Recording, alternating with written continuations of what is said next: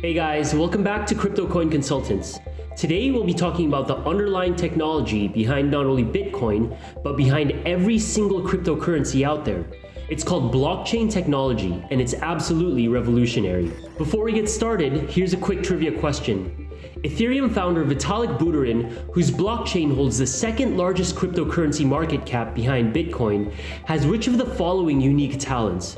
He can run 50 miles non-stop, solve a Rubik's Cube in under a minute, score perfect on the SATs, speak Mandarin fluently, or all of the above. Stay tuned to find out which is the correct answer.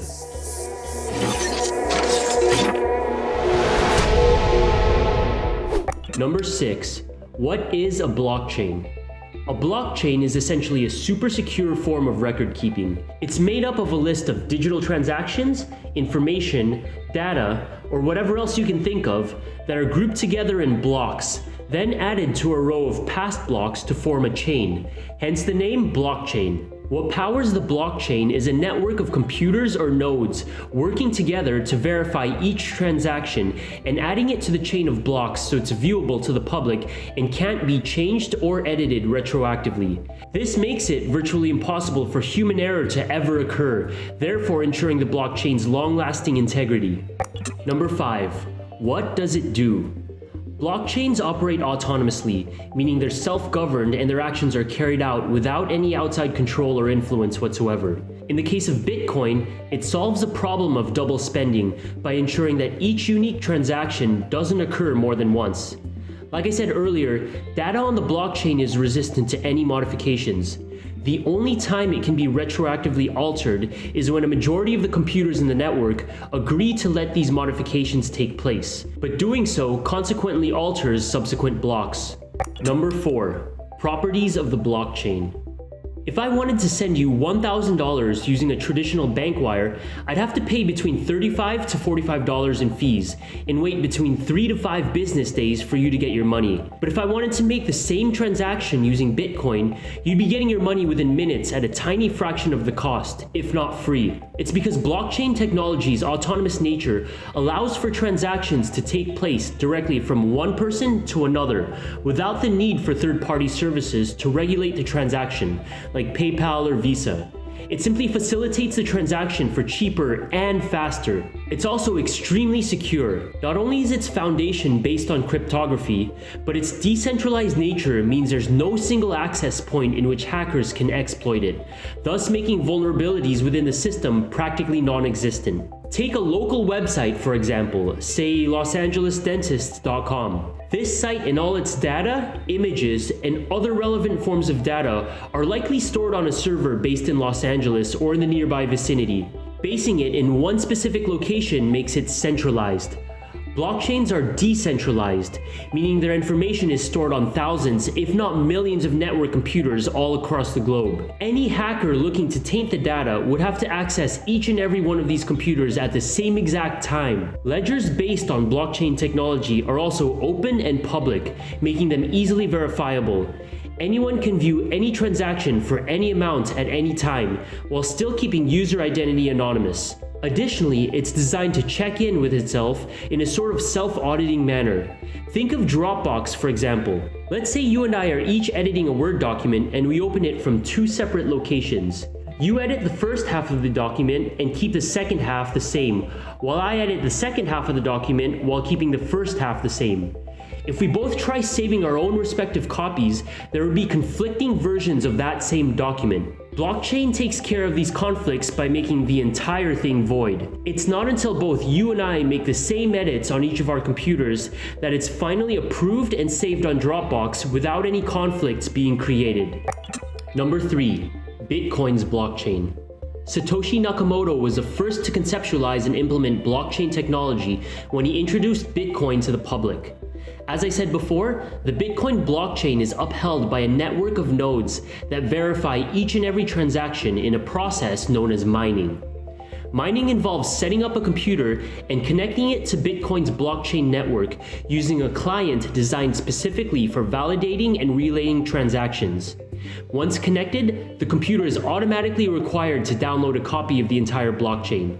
It's at this point that the computer can begin solving complex mathematical puzzles to verify transactions in a process called proof of work.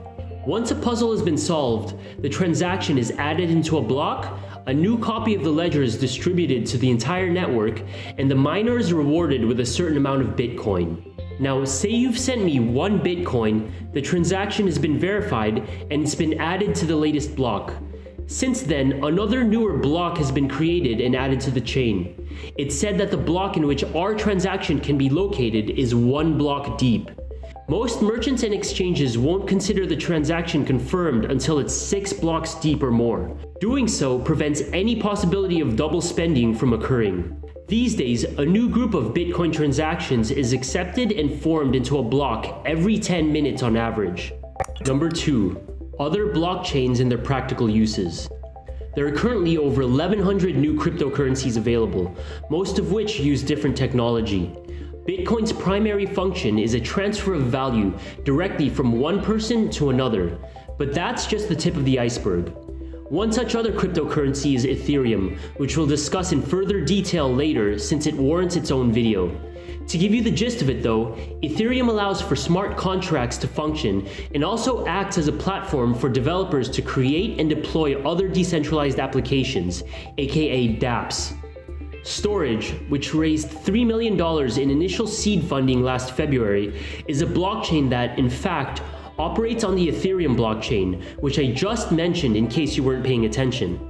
Think of storage as a decentralized, blockchain-based version of cloud storage systems like Google Drive or Dropbox. Say you wanted to store your old photos on the cloud since they're taking up so much space on your phone or hard drive. Storage will take your photos, break each photo up into smaller files, encrypt each file for safety and security purposes, then distribute them to be stored across other hard drives within the storage network. Whenever you want to retrieve it, each and every file is pulled from the hard drives, unencrypted, then pieced back together to be placed back in your possession. Since it's peer-to-peer, there's no need for a third party like Google or Dropbox to facilitate this process because you, the renter, are paying the hard drive space owners directly in the form of storage tokens. Yes, that's right. If you have extra space in your hard drive you're willing to rent out, you can earn some extra money by making it available to the storage network so that anyone who wants to rent some space will have a place for their files. Kind of like how miners use their computers for mining within the Bitcoin network.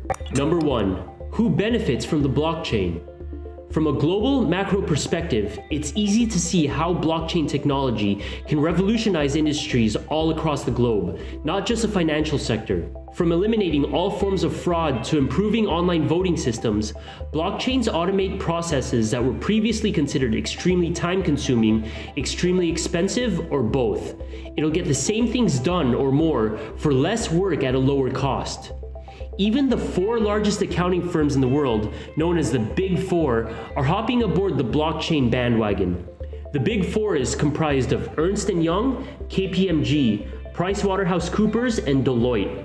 The latter 3 are in the process of developing their own private blockchains, while Ernst & Young not only started accepting Bitcoin payments for their consulting services, but also provided each of their Swiss employees with cryptocurrency wallets, and even installed Bitcoin ATMs in each of the Switzerland offices. Ethereum founder Vitalik Buterin, who I consider a godly superhuman genius, put it perfectly with the following. Blockchain solves a problem of manipulation. When I speak about it in the West, people say they trust Google, Facebook, or their banks. But the rest of the world doesn't trust organizations and corporations that much. I mean Africa, India, the Eastern Europe, or Russia. It's not about the places where people are really rich.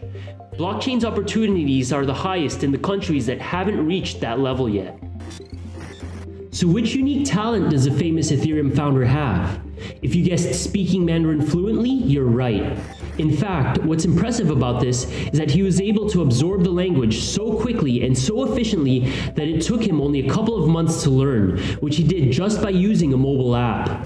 My first personal encounter with Bitcoin was when my former roommate in Las Vegas told me he purchased a bunch of them to be able to buy some recreational substances from the Silk Road. Since then, it's been experiencing a meteoric rise to fame. Early adopters show strong support for Bitcoin due to its decentralized nature